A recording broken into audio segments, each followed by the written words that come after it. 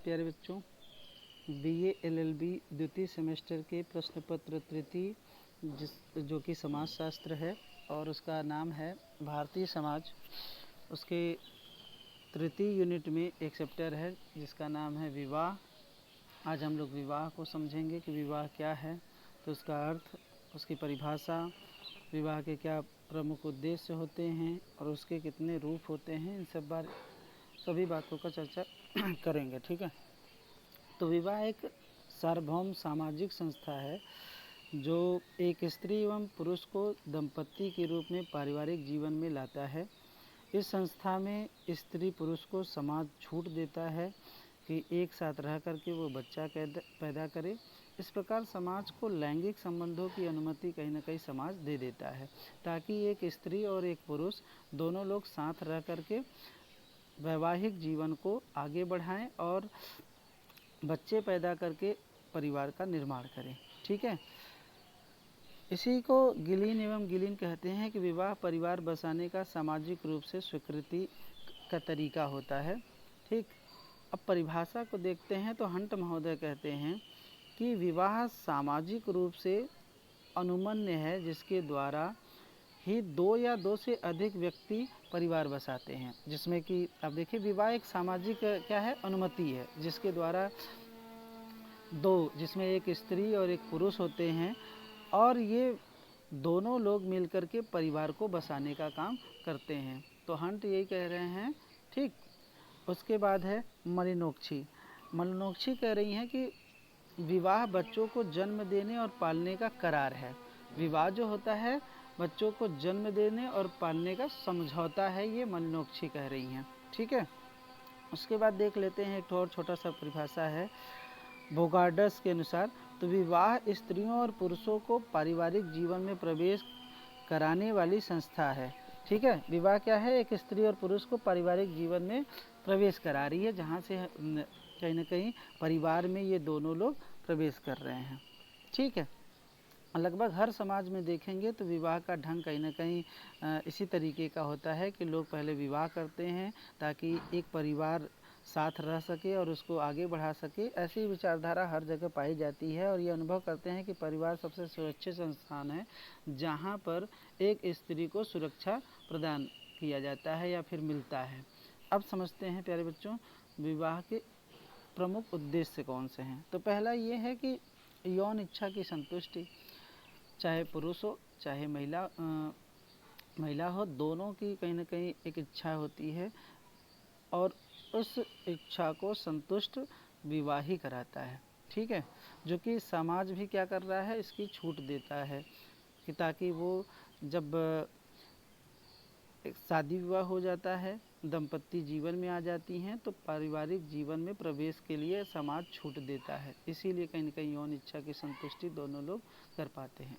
तो दूसरा प्रमुख उद्देश्य होता है संतानोत्पत्ति एवं बच्चों को सामाजिक स्थिति प्रदान करना। तो क्योंकि जब विवाह हो जाता है तब यहीं से एक स्त्री और पुरुष दोनों साथ में रहते हैं और लैंगिक संबंधों को बनाते हैं, जिससे कि उनके बच्चे उत्पन्न होते हैं और यही बच्चे सामाजिक स्थिति को भी प्रदान करते हैं। ठीक। फिर उसके पश्चात आर्थिक एवं सामाजिक उद्देश्य भी है। तो परिवार जब विवाह होता है तो विवाह में आप देखेंगे कि चाहे पति हो चाहे पत्नी हो, दोनों लोग कहीं ना कहीं आर्थिक भी व्यवस्थाएं करते हैं, जिससे कि जो भी सामाजिक उद्देश्य है जिसमें रहन सहन, खान पान, रीति रिवाज, इन सबको भी पूरा कर सके। ठीक है। समाज में रहना है तो रोटी कपड़ा मकान ये सब मूलभूत आवश्यकताएं हैं, उनको व्यवस्थाएं करनी भी बहुत आवश्यक है, इसलिए सामाजिक उद्देश्यों को भी पूरा किया जाता है। परिवार का निर्माण करना, विवाह के पश्चात कहीं ना कहीं एक या दो समूह जिसमें दादा दादी, माता पिता और उनके अविवाहित जब बच्चे होते हैं तो यहीं से परिवार का निर्माण होता है और ये विवाह के पश्चात ही कहीं ना कहीं परिवार का निर्माण किया जाता है। ठीक। तो ये भी उद्देश्य है। संबंधों में उत्तरदायित्व, तो देखेंगे कि जितने भी संबंध मैंने गिनाया, दादा दादी, ठीक है, परिवार है, अगर संयुक्त परिवार है तो लंबा परिवार हो जाता है जिसमें बहुत सारे और भी संबंध मिल जाते हैं। तो चाचा चाची ये सब भी हैं और उनके बच्चे भी हैं, तो उनके बीच में भी संबंध अपनाए जाते हैं और लोग मिलजुल करके रहते हैं परिवार में, ठीक है। और सबके अपने अपने उत्तरदायित्व भी होते हैं और उस उत्तरदायित्वों का निर्वहन भी करते हैं, ठीक है।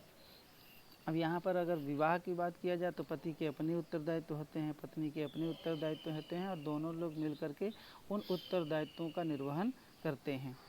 अब विवाह के रूप कौन कौन से हैं, तो विवाह के देखा जाए तो कुछ मुख्यतः रूप देखने को मिलते हैं, जिसमें एक नाम आता है बहुपत्नीत्व विवाह। बहुपत्नीत्व विवाह क्या होता है, समझते हैं कि बहुपत्नीत्व विवाह एक ऐसा विवाह है जिसमें एक पुरुष और एक से अधिक जो पत्नियां रखता है, जैसे एक पुरुष है और 2-3 पत्नी रख ले तो उसको, या शादी कर ले तो उसको हम लोग बहुपत्नी विवाह के नाम से जानते हैं। इसको और भी नामों से जाना जाता है, जैसे पोलीगामी के नाम से जाना जाता है और पोली एंट्री के नाम से दोनों शब्द आते हैं, इसके नाम से जाना जाता है। ये प्रथा प्राचीन समाज से भी चली आ रही है, जो कि इन प्रजातियों में पाई जाती थी या फिर प्राचीन समय में इस जगहों पे पाया जाता था। तो हेब्रियूज और बेबीलोनियन और भारतीय में भी ये कहीं ना कहीं परंपरा है। भारतीय समाज में अगर आप देखेंगे तो अनगिनत आपको ऐसे उदाहरण देखने को मिलते हैं जो कि एक पुरुष 2 या 2 से अधिक स्त्रियों को रखते थे। जैसे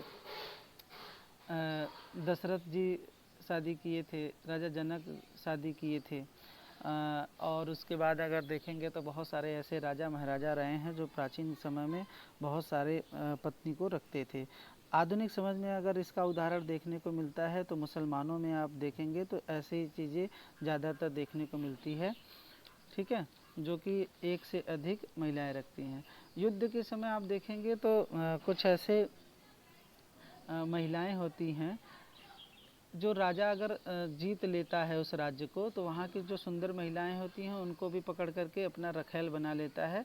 तो ये भी एक तरीके का बहु पत्नी का तरीका हो जाता है, जहाँ पर कि एक पुरुष कई महिलाओं को साथ में रख लेता है, ठीक है। फिर बहुपत्नी के कारण कौन कौन से हैं, तो पहला कारण जो देखने को मिलता है कि कुछ जनजातियों में पुरुष विश्वास पर कई विवाह कर लेते हैं कि महिलाएं शीघ्र ही वृद्ध हो जाती हैं, ठीक है। तो उनका ये मानना है कि महिलाएं जो हैं बहुत जल्दी ही बूढ़ी हो जाती हैं, इसलिए वो क्या करते हैं, दूसरी विवाह कर लेते हैं, ठीक।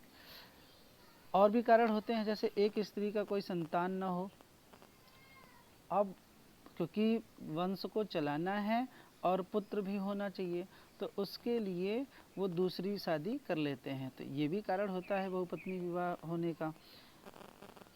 तीसरा जो कारण है कि अधिक बच्चों की इच्छा भी कहीं ना कहीं विवाह को बढ़ावा देता है। आप देखेंगे तो बहुत पुरुषों की चाह रहती है कि हमारे कम से कम 4-5 बच्चे हों।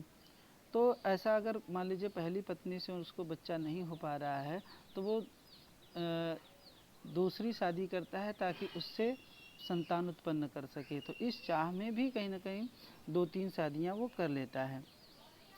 और कुछ जनजातियों में देखेंगे तो जो मुखिया हुआ करता था वो मुखिया कई महिलाओं से विवाह करता था ताकि अपनी वर्चस्व, अपनी वरीयता दिखाने के लिए अधिक पत्नी से वो ब्याहता था।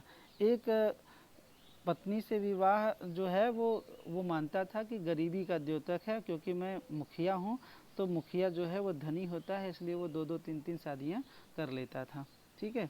कुछ क्षेत्रों में बहुपत्नी का प्रथा ही है, जहाँ पर कि स्त्रियों को निम्न स्थान दिया गया है या रखा जाता है, तो इसलिए भी वो 2-2 3-3 शादियाँ कर लेते हैं। तो ये कुछ कारण है जो देखने को मिलता है। लेकिन बहुपत्नी जो प्रथा है परिवार पर इसका बुरा प्रभाव पड़ता है। सभ्य समाज जो है इसको वैध नहीं मानता है, इसलिए भारत सरकार ने हिंदू विवाह अधिनियम के अंतर्गत 1955 में ये जो विवाह है इसको अपराध माना हुआ है, ठीक है। तो बहुपत्नी विवाह जो है वो अपराध है, या बहु विवाह भी कहीं न कहीं अपराध माना जाता है। उसके पश्चात आप देखिए प्यारे बच्चों, ये दूसरा पॉइंट है यहाँ पर, ठीक। तो दूसरा पॉइंट के अंतर्गत आप देखेंगे जो कि बहुपतित्व या फिर इसको बोलते हैं पॉलीएंड्री। ठीक है, तो जब 60 क्वेश्चन पूछता है तो आप ये ध्यान रखिएगा कि 60 क्वेश्चन में बहुपतित्व ना पूछ करके बल्कि डायरेक्ट पूछ देता है पॉलीएंड्री क्या है। ठीक है, तो ये आप ध्यान रखिएगा कि बहुपतित्व को ही पॉलीएंड्री के नाम से जाना जाता है। बहुपतित्व विवाह एक रीति है जिसमें एक महिला से अधिक पुरुषों का ब्याह कर दिया जाता है, तो हम उसको क्या कहते हैं, बहुपतित्व विवाह के नाम से जानते हैं। ठीक है, लेकिन ये बहुपत्नी प्रथा की तुलना में थोड़ा सा अलग होता है, यहाँ पे परिस्थिति दूसरी होती है। यह पद्धति अधिकांशतः आप देखेंगे तो तिब्बतियों में, मास्कमेन में और पोठिनेशिया में ज़्यादा पाया जाता है, आइसलैंड वालों में देशों में ज़्यादातर कहीं न कहीं पाया जाता है। तो ये दो रूपों में पाया जाता है पॉलीएंड्री। पहले तो ये कॉन्सेप्ट समझ गए ना, बहुपतित्व विवाह क्या होता है। हमारे अगर हिंदू समाज में प्राचीन का इतिहास देखें तो बहुपतित्व विवाह एक द्रौपदी का विवाह देखने को मिलता है, जहाँ पर कि द्रौपदी ने 5 पतियों के साथ शादी किया था या ब्याह रचाया था, जिसको हम लोग उदाहरण के रूप में ले सकते हैं। ठीक है, तो पॉलीएंड्री जो दो रूपों में पाया जाता है, एक तो फ्रेटनर्स पॉलीएंड्री के नाम से जाना जाता है और नॉन फ्रेटनर्स पॉलीएंड्री के नाम से जाना जाता है। अब फ्रेटनरल जो पॉलीएंड्री है वो एक पत्नी को सभी भाइयों के पत्नी माना जाता है। ठीक है, अब देखो क्योंकि उस समय जो स्थिति रहती है, कहीं कहीं पर ऐसी चीज़ें रहती है कि गरीबी व्याप्त रहती है, सभी भाइयों का शादी विवाह नहीं हो पाता है, तो वो क्या करते हैं कि एक लड़की से शादी करेंगे, बड़ा भाई करेगा, बाकी उसके साथ साथ सभी भाइयों की वो पत्नी मान लिया जाता है, उनको लैंगिक संबंध भी साथ में रहते हैं। तो अब उनसे जो बच्चे उत्पन्न होते हैं वो बड़े बच्चे के संतान माने जाते हैं। ठीक है, और जब तक वह पुरुष पास रहता है तब तक वो दूसरे का दावा नहीं कर सकता है। तो ये भी चीज़ें कहीं ना कहीं पाई जाती हैं जिसके कारण से बहुपतित्व विवाह हो जाता है या पॉलीएंड्री विवाह माना जाता है। बहुपतित्व प्रथा का कारण क्या है, तो सबसे पहला जो कारण समझ में आता है वो ये आता है कि जब किसी समाज में पुरुषों की संख्या स्त्रियों से अधिक हो जाए। ठीक है, तो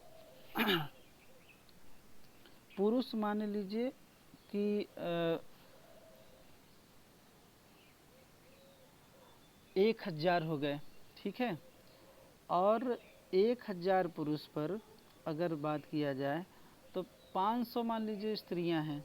ठीक है, अगर 50-50 का रेशियो देखा जाए तो भाई स्त्रियां तो बहुत कम हैं, लेकिन उसकी अपेक्षा पुरुष जो हैं वो काफ़ी मात्रा में हैं, दुगने मात्रा में हैं, तो सभी का विवाह संभव नहीं हो सकता है। तो इसलिए एक परिवार में अगर 5 भाई हैं, 4 भाई हैं, तो वो एक का शादी, बड़े भाई का शादी हो जाता है, तो बाकी 4 भाइयों का शादी नहीं होता है। तो इसलिए कहीं ना कहीं ये कारण बनता है कि बहुपतित्व विवाह, क्योंकि सभी पुरुषों की शादी करना संभव नहीं है, वहाँ पर स्त्रियों की जो संख्या है वो बहुत कम है, इसलिए कहीं ना कहीं ये भी एक कारण बनता है। कहीं कहीं देखेंगे कि निर्धनता के कारण भी प्रत्येक व्यक्ति के लिए अलग से परिवार बसाना संभव नहीं होता है, इसलिए अनेक पुरुष मिलकर के एक परिवार बसाते हैं, जैसे कि लद्दाख में है। तो यहाँ पर आप देखेंगे कि इतनी निर्धनता है, इतनी गरीबी है कि हर एक पुरुष को शादी कर पाना मुश्किल है, तो और परिवार भी बसाना है, तो इसलिए क्या करते हैं कि बहुत सारे लोग मिलकर के एक लड़की से शादी कर लेंगे। तो ये भी परिस्थिति हो जाती है, जब एक लड़की है और कई पति हैं तो उसे भी बहुपतित्व विवाह माना जाता है। ठीक है, तीसरा कारण ये है कि जब वधु मूल्य अधिक हो जाता है तब भी लोग इस तरीके का विवाह करते हैं। जैसे बहुत जगहों पे जनजातियों में आप देखेंगे कि जो बहू होती हैं वो खरीद के लाई जाती हैं या फिर कन्या खरीद के लाई जाती है जिससे कि शादी किया जाता है। अब संख्या क्योंकि इनकी बहुत कम है स्त्रियों की, तो जब संख्या कम है तो खरीद के लाना भी बड़ा महंगा पड़ जाता है। अब सबको खरीद के भी लाया जाए तो शादी करना थोड़ा सा मुश्किल है, इसलिए जो है बहुपतित्व विवाह हो जाता है। ठीक है, उसके पश्चात है तीसरा पॉइंट, एक पत्नीत्व विवाह, जिसको हम लोग मोनोगामी विवाह के नाम से भी जानते हैं। तो आप ध्यान रखिएगा कि मोनोगामी विवाह के से ही प्रश्न बन जाता है 60 क्वेश्चन में कि मोनोगामी किसे कहते हैं। ठीक, तो एक पत्नीत्व विवाह की पद्धति ही जिसमें एक व्यक्ति हो या कह सकते हैं पुरुष हो और एक महिला से विवाह करता है, तो इस प्रकार का विवाह जो होता है वो मोनोगामी विवाह माना जाता है। और समस्त समाज में आप देखेंगे कि इस तरीके का विवाह प्रचलित है व्यापक तरीके कि एक पत्नी हो जिसका एक पत्नी का अगर आप देखेंगे तो इतिहास भी बहुत लंबा है। बहुत सारे लोग ऐसे हैं जिन्होंने एक ही पत्नी से शादी किया हुआ है या एक ही स्त्री से शादी किया हुआ है और केवल एक ही पत्नी की सिफारिश भी की जाती है, जैसे अरस्तु का नाम आता है। ठीक है, हिंदू धर्म में भी अगर आप देखेंगे, ईसाई धर्मों में अगर आप देखेंगे तो एक पत्नी विवाह श्रेष्ठ विवाह माना जाता है। जैसे भगवान रामचंद्र का उदाहरण दिया जाता है जिन्होंने एक पत्नी विवाह के रूप में किया था। ठीक है, एक पत्नी विवाह का बहुत सारे लाभ भी होते हैं, जैसे बहुत सारा प्यार, निष्ठा, सच्चाई, ईमानदारी जो है वो अपनी पत्नी के लिए ही देता है। और जैसे 4 पत्नियां हैं तो चारों पत्नियों में कहीं ना कहीं प्यार बांट के देना पड़ेगा, तो इसलिए सभी का देखभाल भी समान रूप से करना पड़ता है, जो कि करना एक व्यक्ति के बस की बात नहीं है, मुश्किल है। ठीक है, तो इसलिए एक जो पत्नी विवाह है वो ज़्यादा अच्छा माना जाता है।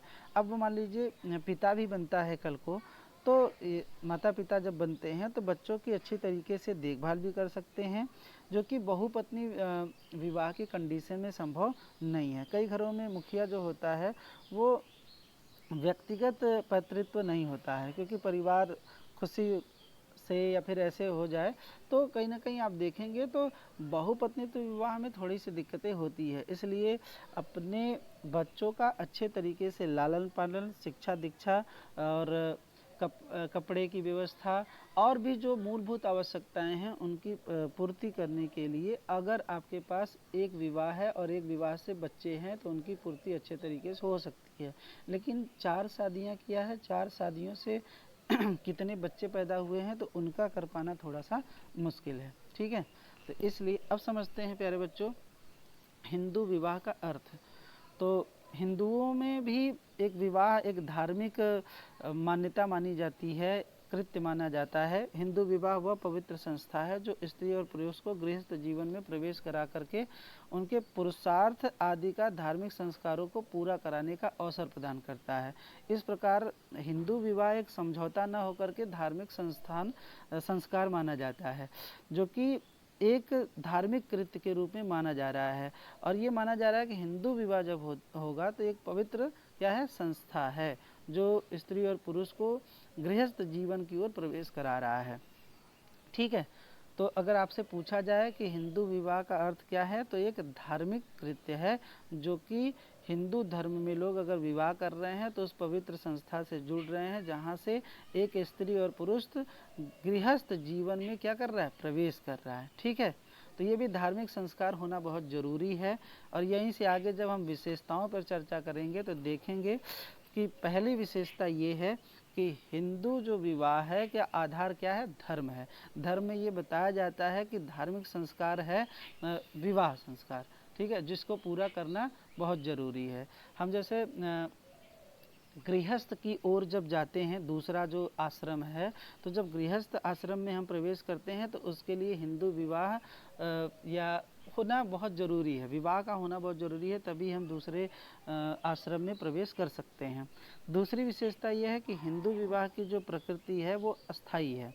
ठीक, एक स्त्री और पुरुष का जो संबंध होता है जन्म जन्मांतर तक अटूट बंधन हो जाता है। जब एक विवाह किया जाता है तो विवाह में आप देखेंगे कि मंडप के ठीक जब शादी होता है तो स्त्री और पुरुष को गांठ जोड़ कर करके उसके फेरे लगवाए जाते हैं, 7 फेरे जैसे, और वो कहा जाता है कि आप क्या हैं, जन्म जन्मांतर तक आप लोगों का दोनों का अटूट बंधन से बंध गए हैं। ठीक है, तो 7 जन्मों तक का ये बताया जाता है कि 7 जन्मों तक आप एक दूसरे के हो गए हैं। तो ये कहीं ना कहीं हमारे हिंदू धर्म में उसकी मान्यताएं हैं। ठीक तीसरी बात विशेषता ये कह रहा है कि हिंदू विवाह मोक्ष के द्वार खोलता है। जिस व्यक्ति का, क्योंकि ये संस्कार है, और मैंने पहले ही बताया कि आश्रम बने हुए हैं तो दूसरा आश्रम यह है, इसमें आश्रम में जाना है तभी आप कहीं ना कहीं वानप्रस्थ आश्रम में जाएंगे, और उसके बाद चौथी जो आश्रम मानी गई है, आप सन्यासी आश्रम की ओर हो सकेंगे, और तभी आपको मोक्ष के द्वार भी खुलते हैं। ये मान्यता है हिंदू विवाह में। तो विवाह के बिना मोक्ष के द्वार नहीं खुलेंगे, इसलिए कहीं ना कहीं हिंदू विवाह को मोक्ष के द्वार खोलने की भी बात कही गई है। चौथी विशेषता यह है कि हिंदू विवाह संपन्न कराने के लिए ब्राह्मण या पुरोहित का होना आवश्यक माना गया है, क्योंकि वो अपने जो कर्म कांड होते हैं, अनुष्ठान होते हैं, रीति और हवन यज्ञ होते हैं, उसके द्वारा मंत्रोच्चारण करके वो शादी विवाह को संपन्न कराते हैं, इसलिए ब्राह्मण का होना अति आवश्यक है हिंदू विवाह में। पांचवी विशेषता यह है कि हिंदू विवाह में स्त्री पुरुष के समक्ष अग्नि के फेरे लेकर विवाह को के बंधन में बसती है। अभी जो मैंने आप लोगों को बताया कि हिंदू विवाह में देखेंगे तो अग्नि को साक्ष्य मान करके उसके फेरे लगाए जाते हैं, और उसके बाद ही कहीं ना कहीं हिंदू विवाह में पति पत्नी बंधन में बनते हैं। ठीक है। हिंदू विवाह में गोत्र को देख करके भी विवाह शादी करना पड़ता है।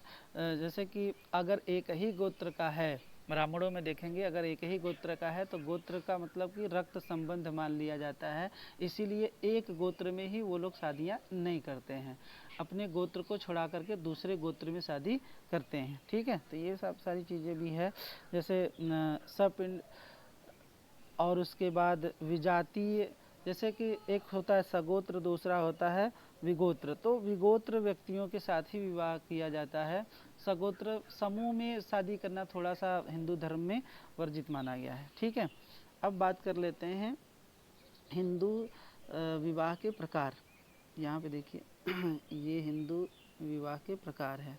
ठीक है। मैंने आप लोगों को विशेषता भी बता दिया, प्रकार पे चर्चा करते हैं। तो पहला प्रकार जो है वो आपको देखने को मिल रहा होगा कि हिंदू धर्म में ना मुख्यतः जो है वो 8 प्रकारों की चर्चा की गई है मनुस्मृति के अनुसार। तो मनुस्मृति में हिंदू विवाह को 8 प्रकारों से विभाजित किया गया है, जिसमें पहला है ब्रह्म विवाह, दूसरा है दैव विवाह, तीसरा है आर्ष विवाह, चौथा है प्रजापति विवाह या इसको प्रजापति विवाह भी कहते हैं, पांचवा है असुर विवाह, छठा है गंधर्व विवाह, और सातवां है असुर विवाह, आठवां है पिशाच विवाह। ठीक है। ये 8 प्रकार के विवाहों का वर्णन मनुस्मृति में किया गया है। तो थोड़ा थोड़ा सा समझ लेते हैं कि ये विवाह है क्या। तो जैसे देखिए पहला है ब्रह्म विवाह। ब्रह्म विवाह हिंदू विवाह के 8 प्रकारों में से एक और सबसे अच्छा विवाह माना जाता है, जिसमें से योग्य वर को, जिसे कन्या का पिता आमंत्रित करता है, वस्त्रों और आभूषणों से सुसज्जित करता है और विधि विधान के द्वारा अपने पुत्री का दान करता है। ये जो विवाह है वेदों के आज्ञा के अनुसार, उनके आचरण के अनुसार, उनके हिंदू धर्म में सबसे श्रेष्ठ विवाह कहीं ना कहीं यही माना जाता है। कन्या का पिता जो है ऐसे वर की तलाश करता है जिससे कि वो वेदों का ज्ञाता हो और विद्वान हो, जिसका आचरण अच्छा हो, जो नशा पत्ती नहीं करता हो, मदिरा पान न करता हो ना। ये सारी चीज़ें तो कहीं ना कहीं जो कि कह सकते हैं भारतीय परंपरा के अनुसार बहुत ही अच्छा भी माना जाता है, और वो ऐसा हो जिससे कि उसकी बच्ची का या बेटी का ध्यान भी रख सकें। तो इसलिए ये जो विवाह है वो बहुत अच्छा विवाह माना जाता है। ठीक है। हिंदू विवाह के अगर मद्देनज़र से देखा जाए तो उसके बाद जो दूसरा विवाह आप लोगों के बुक में दिया हुआ है दैव विवाह, जिसको हम लोग देव विवाह के नाम से भी जानते हैं। ये भी 8 प्रकारों में से एक विवाह है। यह एक पिता अपनी पुत्री का विवाह किसी ऐसे व्यक्ति से करता है जो यज्ञ या धार्मिक अनुष्ठान करवाता हो। अक्सर वो पुरोहित मतलब कहे जाते हैं जो, तो पुरोहित हो, या इस प्रकार का जो विवाह होता है, पिता अपनी पुत्री को दान करता है और इसके बदले में पुरोहित को नाम पात्र से एक तरीके से शुल्क देता है या धनराशि कह सकते हैं दिया जाता है, और वो सहमति से दिया जाने वाला एक वो दान होता है जो आज के समय में दहेज के रूप में कहीं ना कहीं लिया जा रहा है, खुल के मांगा जा रहा है। ठीक है। तो ये होता है देव विवाह। ठीक। अब उसके पश्चात जो है आर्ष विवाह है। हिंदू विवाहों में ये भी 8 प्रकारों में से एक है, जिसमें दूल्हा दुल्हन के पिता को एक जोड़ी गाय के रूप में देता है, ठीक है, जिससे उनकी जीविका अच्छे ढंग से चल सके। बैल को भी देता है ताकि वह धार्मिक ग्रंथों में जो पारंपरिक एक प्रथा है विवाह के कि बच्चों को या उनके जो कन्या है उसका जीवन सुखमय से बीते, इसलिए कहीं ना कहीं ये गाय और बैल देने की प्रथा है। अब इसे हम ना ऋषि विवाह के नाम से भी जानते हैं, जो सतयुग में कई प्रकार के किए जाते थे। ठीक है, इसकी अपनी एक विशेषता है। उसके बाद है प्रजापति विवाह, जिसको हम लोग अभी बताए हैं कि प्रजापति विवाह के नाम से भी जानते हैं इसको। ये कन्या का जो पिता होता है वर और वधू को एक साथ लाता है और उनमें दोनों मिला करके हाथ एक दूसरे के हाथ पे हाथ रख देता है और गृहस्थ धर्म का पालन करने हेतु कहता है, और कहता है कि ये प्रतिज्ञा करो कि इसके बाद वह आभूषण से सजी हुई कन्या का कन्यादान करता है, और वो प्रतिज्ञा लेता है कि दोनों जो है गृहस्थ का धर्म का अच्छे तरीके से पालन करेंगे। ठीक है, तो इस तरीके का विवाह जो होता है वो प्रजापति विवाह होता है। ठीक है, उसके बाद जो है आप लोगों का छठा है असुर विवाह, सॉरी पांचवा है असुर विवाह।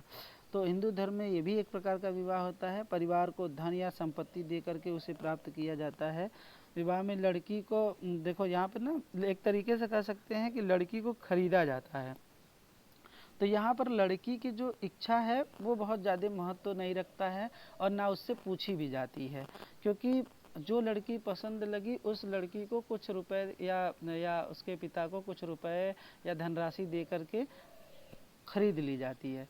तो हो सकता है कि अधेड़ उम्र का भी जो पुरुष है वो भी शादी करने की इच्छा अगर करता है तो भी पैसा रुपया दे करके वो खरीद लेता है। इसलिए ना ये हिंदू धर्म में जो विवाह है ये बहुत अच्छी विवाह नहीं मानी जाती है, क्योंकि संपत्ति दे करके ये विवाह की जाती है। इसमें लड़की की कोई भी इच्छा पूछी नहीं जाती है। एक तरीके से अगर देखेंगे तो ये अनैतिक माना जाता है। ठीक है, फिर उसके बाद है गंधर्व विवाह। आज के संदर्भ में जो प्रेम विवाह हो रहा है उसी को पहले के समय में गंधर्व विवाह कहते हैं, तो जिसे प्रेम विवाह भी कहा जाता है। प्राचीन भारत में विवाह का एक रूप ये भी देखने को मिलता है, जहाँ पर एक लड़का और एक लड़की आपसी सहमति से विवाह करते हैं और बिना किसी औपचारिक धार्मिक अनुष्ठान या माता पिता की मंजूरी के बिना भी दोनों लोग जब बीच में प्रेम कर लेते हैं, आकर्षण हो जाता है। और इसे तो कहीं ना कहीं आप देखेंगे तो माता पिता की अनुमति का बहुत बड़ा महत्व नहीं रह जाता है और दोनों आपसी सहमति से शादी विवाह कर लेते हैं, जिसे गंधर्व विवाह के नाम से जाना जाता है। या कह सकते हैं आपसी सहमति के द्वारा ये विवाह कर लेते हैं, जिसमें परिवार की कोई मंजूरी नहीं होती है। ठीक है, और ये किसी भी प्रकार का ना विशेष अनुष्ठान भी नहीं करते हैं, जैसे धार्मिक अनुष्ठान हो गए, कर्मकांड हो गए, उसको बहुत ज़्यादा ये महत्व नहीं देते हैं। मंदिरों में जाएंगे, सिंदूर पहना देंगे और कहेंगे कि ये हमारी पत्नी है। या फिर बहुत लोग तो भाग जाते हैं, दोनों लोग मिलकर के भाग जाएंगे, शादी विवाह कहीं कर लेंगे, कोर्ट मैरिज कर लेंगे, फिर उसके बाद 4 साल बाद 3 साल बाद आएंगे तो कहेंगे हमने शादी कर लिया। तो ऐसी चीज़ें भी कहीं ना कहीं देखने को मिल रही है वर्तमान समय में, जिसका पहले के समय में नाम था गंधर्व विवाह। फिर उसके बाद है प्यारे बच्चों 7वां राक्षस विवाह। ठीक है, राक्षस विवाह जो है हिंदू विवाह के 8 विवाहों में से एक है।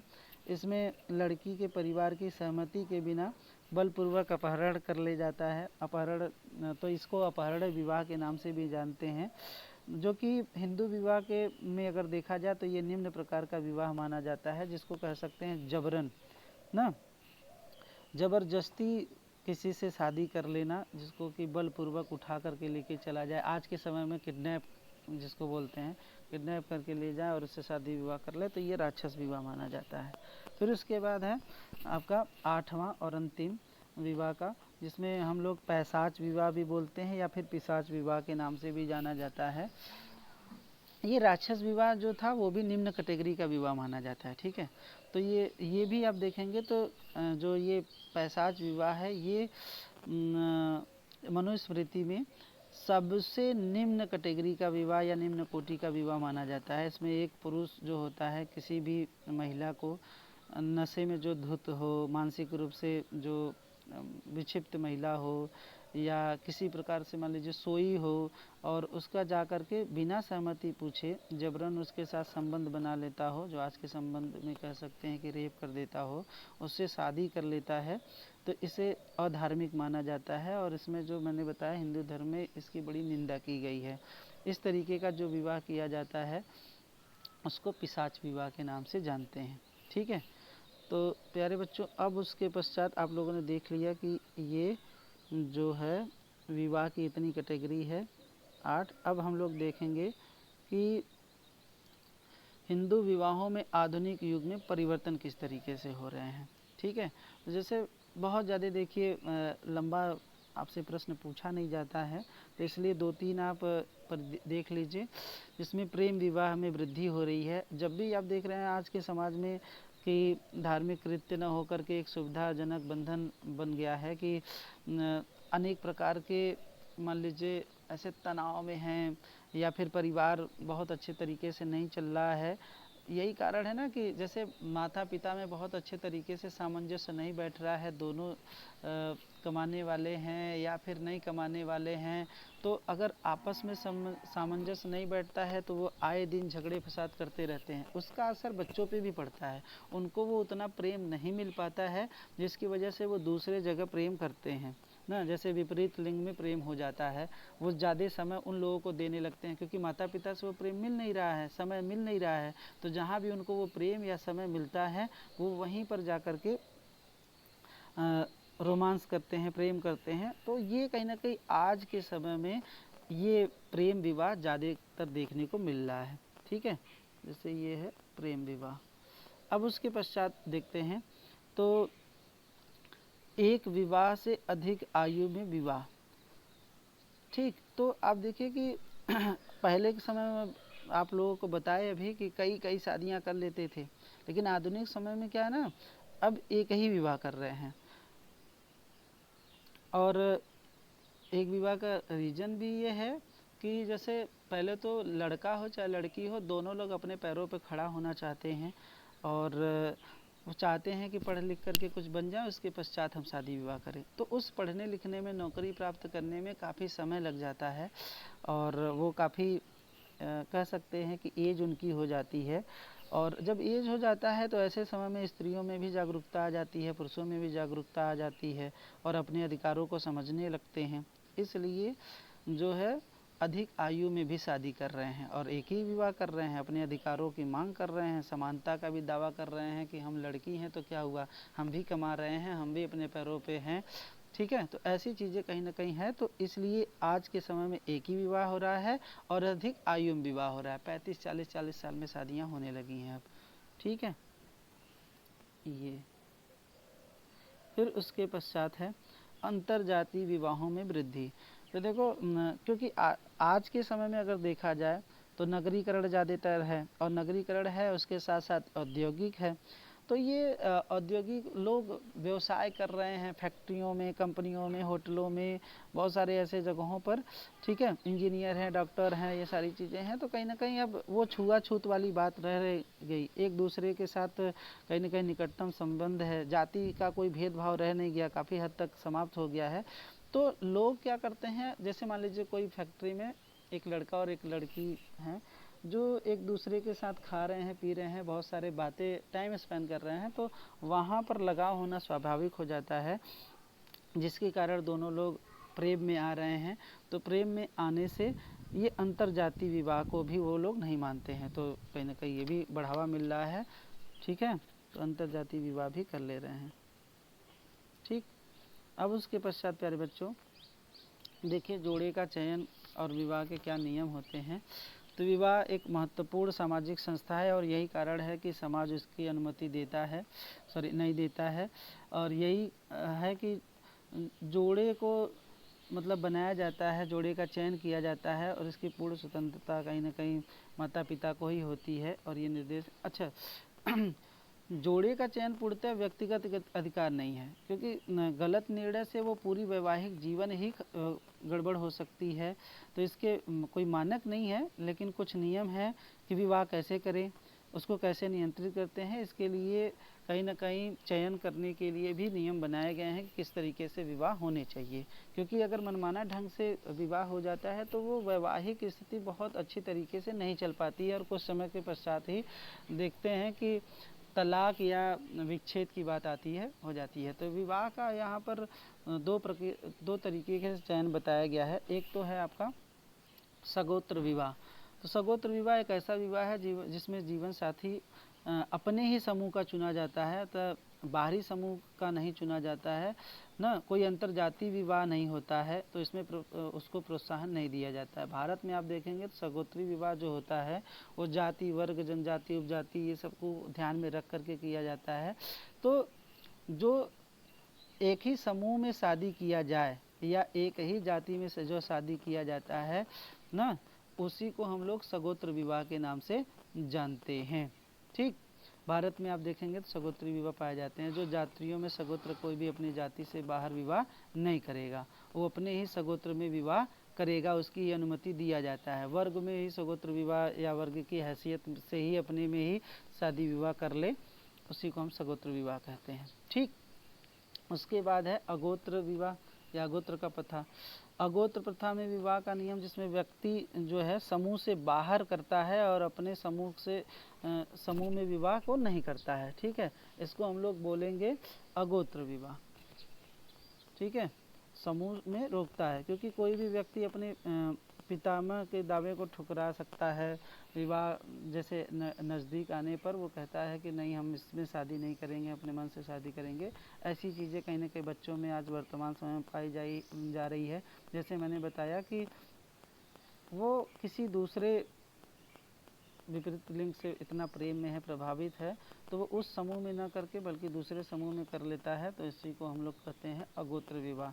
हिंदू में गोत्र से बाहर ही विवाह जो किया जाता है, क्योंकि गोत्र के लोग ना एक ही रक्त के माने जाते हैं। जैसे कि आप देखेंगे कि पांडे हैं तो वो पांडे में शादी नहीं करेंगे, क्योंकि उनका मानना ये रहता है कि वो भाई बहन हो जाते हैं। ठीक, तो इसलिए वो अपना गोत्र चेंज कर देते हैं, अपने गोत्र में शादी नहीं करते हैं, दूसरे गोत्र में शादी किया जाता है।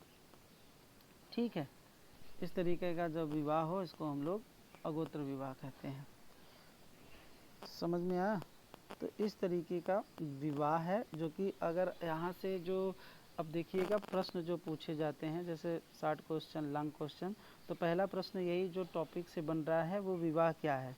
तो जैसे मैंने बताया आप लोगों को, विवाह एक सामाजिक और कानूनी संबंध है जिसमें पुरुष और स्त्री सामाजिक स्वीकृति के अनुसार एक साथ पति पत्नी के रूप में बंध जाते हैं या बंधन में बंध जाते हैं, जिसके पश्चात संतान की उत्पत्ति करते हैं, सामाजिक व्यवस्था का एक साधन बनाते हैं।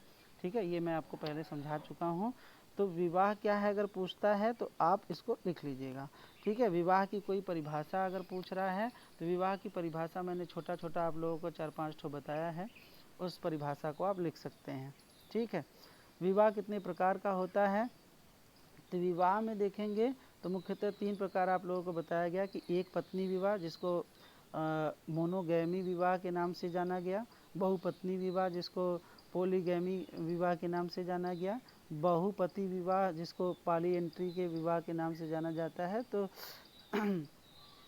ये सब विवाह 3 प्रकार के विवाह कहीं ना कहीं प्रचलित हैं। ठीक है, फिर उसके बाद देखिए वही मैंने कहा कि इसी प्रश्न को वो जो मोनोगैमी है या फिर पोलोगैमी है या फिर पॉलीएंट्री है, यही नाम लेकर के पूछ लेगा शॉर्ट क्वेश्चन में। तो मोनोगैमी क्या है, ये प्रश्न बना है ना। तो मोनोगैमी एक पत्नी या एक पति विवाह को कहते हैं जिसमें एक पुरुष एक ही स्त्री के साथ वैवाहिक संबंध में होता है, जो कि समाज में आज आधुनिक समाज में क्या है, प्रचलित है, यही बोला है। बहुपत्नी विवाह क्या है, तो देखिए इसको बोला जाता है पोलोगैमी। ठीक है, तो जहाँ पर एक पुरुष कई स्त्रियों के साथ विवाह करता है उसको हम लोग पोलोगैमी विवाह कहते हैं। ठीक है, ये भी देखो विवाह का अर्थ परिभाषा सामाजिक महत्व स्पष्ट करें, ये भी पूछा हुआ है। फिर विवाह के प्रकारों का विवरण दें। तो जो आप या तो फिर आप एक पत्नी विवाह, बहुपत्नी विवाह या बहुपतित्व विवाह के नाम भी लिख सकते हैं अगर विवाह के प्रकार पूछ रहा है, या फिर आप लोग मोनोगैमी, पोलोगैमी और पॉलीएंट्री के नाम से भी आप लोग लिख सकते हैं इसका डिटेलिंग। ठीक है। जो देखिए एक समूह विवाह के नाम से भी है जो कुछ जनजातियों में प्रचलित है। सीमित समूहों के बीच में ही वैवाहिक संबंध किए जाते हैं। ठीक, तो इसको समूह विवाह के नाम से भी जाना जाता है। ये देखिए उसी को थोड़ा सा विस्तार में पूछ लिया है जो कि आप लोग इसका रट देंगे। ठीक, ये है 60 क्वेश्चन के लिए। अब देखिए थोड़ा सा लॉन्ग क्वेश्चन। लॉन्ग क्वेश्चन में देखिए जो बना हुआ है कि विवाह के प्रकार, भारतीय समाज में विविधता, विशेषताएं, लाभ और समस्याएं पूछ रहा है। तो पहले आप लोग विवाह क्या है वो बताएंगे कि एक सार्वभौमिक सामाजिक संस्था है और जहाँ पर एक स्त्री और पुरुष दाम्पत्य रूप में पारिवारिक जीवन जीने के लिए यहाँ पर आते हैं। सामाजिक इनको छूट देता है कि विवाह करके बच्चे पैदा करिए। ये सारी चीज़ें आप पहले लिखेंगे विवाह के बारे में। फिर उसके पश्चात आप ना हेडिंग डालिएगा विवाह के प्रकार। तो विवाह के प्रकार आप लोग उसमें वर्गीकरण करके बनाइएगा, थोड़ा सा डायग्राम जैसा कि विवाह के प्रकार मान लीजिए ये है, मोनोगैमी है, एक स्त्री विवाह है, पोलोगैमी है, बहुपत्नी विवाह है ना, समूह विवाह है, समलैंगिक विवाह है। ये सब कहीं ना कहीं आप विवाह के प्रकार में बना वर्गीकरण बना करके तब उसके पश्चात प्यारे बच्चों एक एक हेडिंग डालिएगा। जैसे मोनोगैमी का हेडिंग डालिएगा, फिर उसमें लिखिएगा कि ये मोनोगैमी क्या है, पोलोगैमी क्या है, पॉलीएंट्री क्या है, समूह विवाह क्या है, समलैंगिक विवाह क्या है।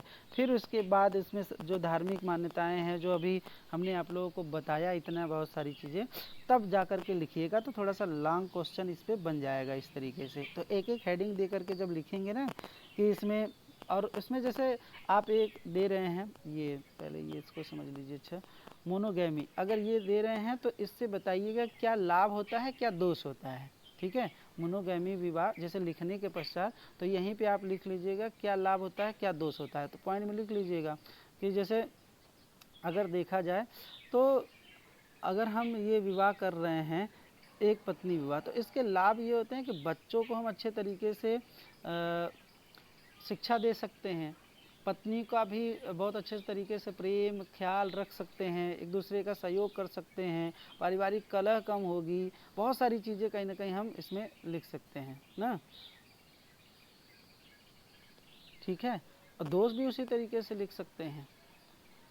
तो ये जब लिखेंगे थोड़ा लंबा चौड़ा आप लोगों का आंसर हो जाएगा। ठीक, लास्ट में निष्कर्ष लिख दीजिएगा कि इस प्रकार के समाज में कुछ विवाहों को मान्यता है, समाज स्वीकृत कर रहा है, कुछ विवाहों को आज जो है समाज अस्वीकृत कर दे रहा है। ठीक है, मान्यताएं बहुत कम है। ये सारी चीज़ें आप करके निष्कर्ष दे सकते हैं। अब उसके पश्चात देखिए एक प्रश्न बना हुआ है, विवाह का अर्थ, परिभाषा, सामाजिक महत्व और भारतीय समाज में इसकी भूमिका क्या है, उसका समग्र विश्लेषण करना है। तो इस प्रकार से भी प्रश्न बनेगा। और ये इम्पोर्टेंट इसीलिए हमने लिखा है क्योंकि ये विवाह टॉपिक महत्वपूर्ण है। तो विवाह से आप क्या समझते हैं उसको अर्थ बताइए, अर्थ बताते हुए सामाजिक महत्व या भारतीय समाज में इसकी क्या भूमिका है विस्तार पूर्वक वर्णन कीजिए। तो ऐसा प्रश्न जब पूछता है तो सबसे पहले प्यारे बच्चों आप विवाह का अर्थ बताएंगे। फिर इसके पश्चात जैसे मैंने आप लोगों को परिभाषा बताया, हंट के अनुसार, नोक्शी के अनुसार या फिर बोगार्डस के अनुसार ना, या वेस्टरमार्क के अनुसार, तो बहुत सारी परिभाषाएं हैं, आप परिभाषा दे दीजिए। ठीक, परिभाषा देने के पश्चात फिर प्रश्न में क्या कह रहा है, सामाजिक महत्व। तो सामाजिक महत्व बताना है, क्या क्या सामाजिक महत्व है, फिर भारतीय समाज में इसकी क्या भूमिका है पूरा वर्णन करना है। तो हेडिंग दे दे करके पूरी भूमिकाओं को भी आप वर्णन कर दीजिएगा। जैसे हिंदू धर्म में क्या मान्यताएं हैं, ठीक, मुस्लिम धर्म में क्या इसकी मान्यताएं हैं, जो कि आज लोग कई प्रकार के विवाह कर रहे हैं। ठीक है, ये सारी चीज़ें आप बता सकते हैं। तो ये आप लोगों का शॉर्ट और लॉन्ग क्वेश्चन देखिए इसी तरीके से बना है प्यारे बच्चों, और इस तरीके से आप लोगों को आंसर देने हैं। आई होप आप लोगों को ये टॉपिक समझ में आया होगा और अच्छे तरीके से आप इसको एग्ज़ाम में लिखिएगा। ठीक है, चलो भाई।